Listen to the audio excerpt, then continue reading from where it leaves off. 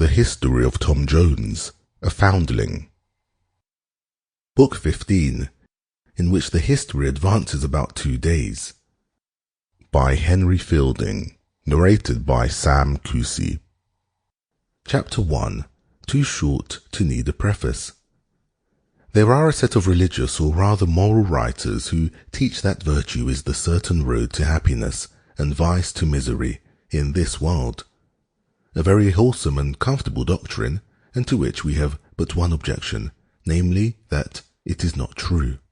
Indeed, if by virtue these writers mean the exercise of those cardinal virtues which, like good housewives, stay at home and mind only the business of their own family, I shall very readily concede the point, for so surely do all these contribute and lead to happiness, that I could almost wish, in violation of all the ancient and modern sages, to call them rather by name of wisdom than by that of virtue, for with regard to this life no system, I conceive, was ever wiser than that of the ancient Epicureans, who held this wisdom to constitute the chief good, nor foolisher than that of their opposites, those modern epicures, who place all felicity in the abundant gratification of every sensual appetite.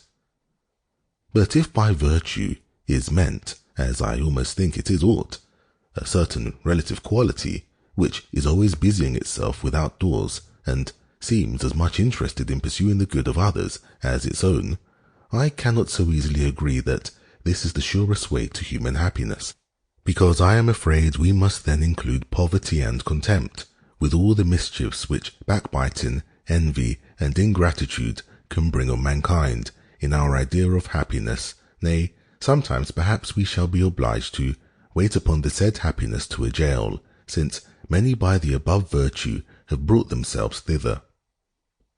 I have not now leisure to enter upon so large a field of speculation as here seems opening upon me.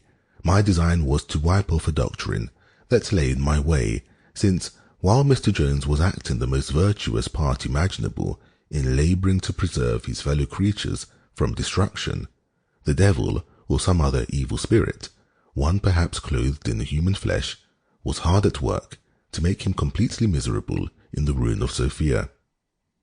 This, therefore, would seem an exception to the above rule, if indeed it was a rule, but as we have in our voyage through life seen so many other exceptions to it, we choose to dispute the doctrine on which it is founded, which we don't apprehend to be Christian, which we are convinced is not true, and which is indeed destructive of one of the noblest arguments that reason alone can furnish for the belief of immortality. Sample complete. Ready to continue?